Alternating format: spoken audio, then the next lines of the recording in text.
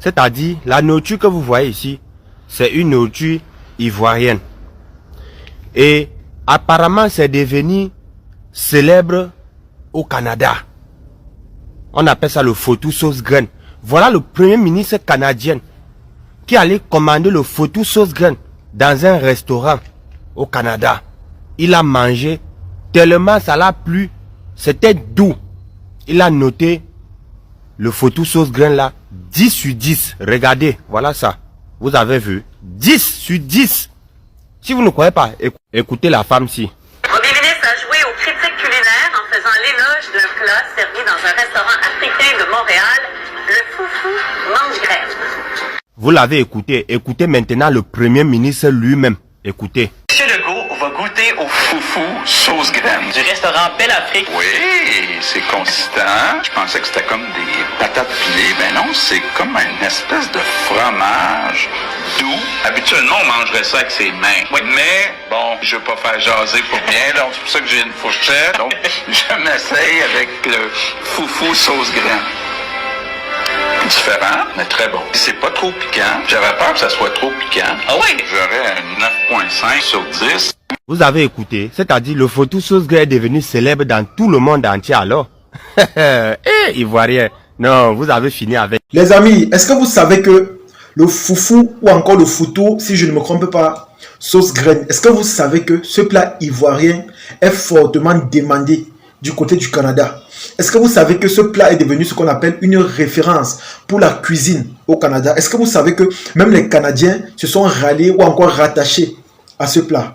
Eh bien, sachez que à travers cette vidéo, le foutou sauce graine est devenu ce qu'on appelle un plat incontournable, un plat irrésistible du côté du Canada. Et honnêtement, c'est une grande fierté. Comme j'ai l'habitude de dire, parfois c'est à travers des choses pareilles, c'est-à-dire sur le plan culinaire, qu'on découvre l'Afrique ou encore on découvre les pays africains. Vous allez voir que beaucoup d'étrangers et surtout beaucoup de Canadiens, à travers la dégustation de ce plat, auront cette envie de partir en Côte d'Ivoire parce qu'ils vont se dire que voilà, si on mange ce plat, c'est doux, si c'est très bon comme ça signifie que si on part même dans la source, si on part même dans les origines, c'est-à-dire en Côte d'Ivoire, sur les thèmes même de ce plat, ça signifie qu'on va découvrir d'autres saveurs merveilleuses ou encore incroyables.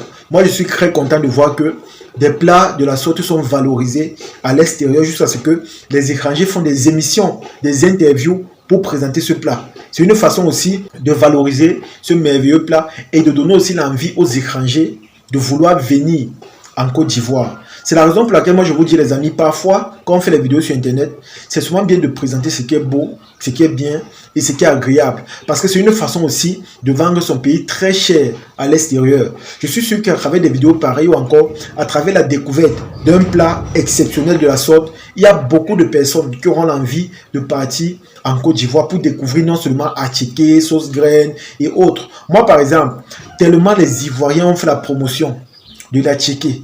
Tellement ils ont dit que c'est l'un des meilleurs plats là-bas chez eux que moi, ça m'a donné l'envie de faire des recherches ici au Cameroun où il y a un restaurant ivoirien. Et Dieu merci, je suis arrivé et j'ai eu la chance de goûter ou encore de découvrir ce plat. Les amis, j'étais simplement impressionné, j'étais simplement émerveillé parce que ce plat était vraiment doux dans la bouche. J'ai compris la raison pour laquelle les Ivoiriens vantent ce plat. J'ai compris pourquoi ils aiment autant manger la tchéké. Parce qu'il y a les Ivoiriens qui peuvent manger la tchéké matin, midi, soir et cela chaque jour. Ils ne se fatiguent pas. Apparemment, c'est un plat qui est tellement doux au point où ça ne dégoûte pas. Donc, tu peux manger ça chaque jour que Dieu a créé.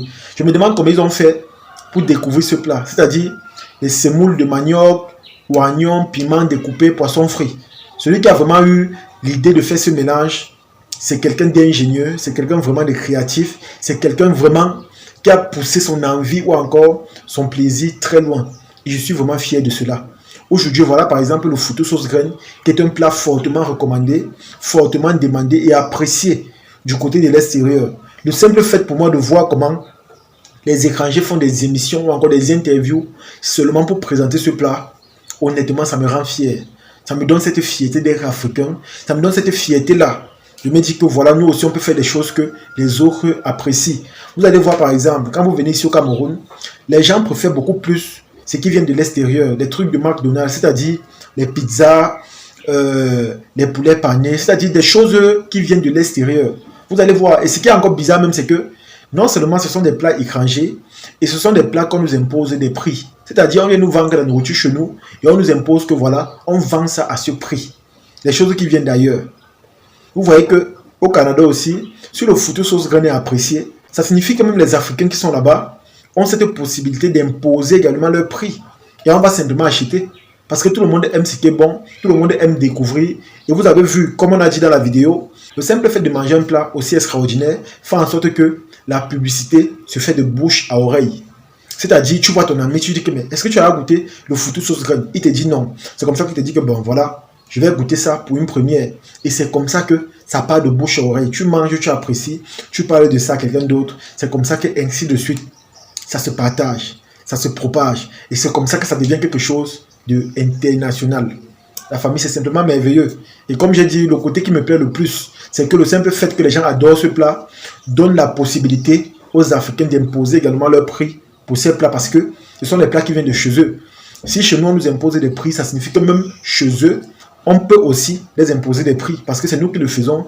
Ça vient de chez nous et c'est quelque chose qui est fortement demandé ou encore recommandé ou même apprécié. Dans la famille, c'est simplement une fierté. Et je vais profiter également dans cette vidéo pour dire que tous les étrangers qui ont des restaurants à l'extérieur, valorisez au maximum vos plats. Préparez beaucoup les plats africains. Parce que c'est aussi à travers ça que on connaît vos pays. C'est aussi à travers ça que vous faites la promotion de votre pays. C'est aussi à travers ça que vous vendez votre pays très cher à l'extérieur. C'est aussi à travers ça que vous présentez votre pays de la meilleure des manières. Sachez que ce n'est pas seulement les artistes qui sont des ambassadeurs de la culture de leur pays à l'extérieur. Même vous, à travers ce que vous faites, à travers votre talent, votre savoir-faire, vous êtes également des ambassadeurs de votre pays à l'extérieur. Donc n'hésitez jamais à présenter vos plats. N'hésitez jamais à cuisiner bien. N'hésitez jamais de donner l'occasion aux étrangers de vouloir venir dans votre pays simplement parce qu'ils ont goûté à votre cuisine. Je vous assure, c'est une très bonne chose. Et qui dit faire la promotion, dit faire venir les étrangers dans son pays. Et qui dit faire venir les étrangers dans son pays, dit augmenter les caisses de l'État. Ça signifie que d'une manière ou d'une autre, vous aussi, vous contribuez au développement ou encore à l'émergence de votre pays à travers ce que vous saviez faire. Et je vous assure, c'est très important. Je sais qu'à l'étranger, vous faites aussi des cuisines telles que le couscous au gombo, le crabe, la tchéké, le placali, aloko, tout ça. Valorisez tout ça. Je dis bien valoriser. Et je ne parle pas ici seulement de la Côte d'Ivoire, mais aussi des autres nations, que ce soit le Cameroun, le Togo, le Sénégal, le Congo, le Gabon. N'hésitez jamais à valoriser les cuisines de chez vous. Quand vous préparez, faites ça bien, faites les choses proprement. Donnez l'envie aux étrangers de vouloir venir dans votre pays découvrir toute la diversité culinaire que regorge votre merveilleux pays. Parce que c'est aussi une façon, comme j'ai dit, de contribuer au développement ou encore à l'émergence de votre pays. Donc, soyez ce qu'on appelle des ambassadeurs culinaires de haute gamme pour les étrangers. En tout cas, les amis, c'est ici que se termine la vidéo. J'espère que vous avez aimé. J'espère que vous avez apprécié. Partagez la vidéo au maximum et on se dit à la prochaine. Ciao.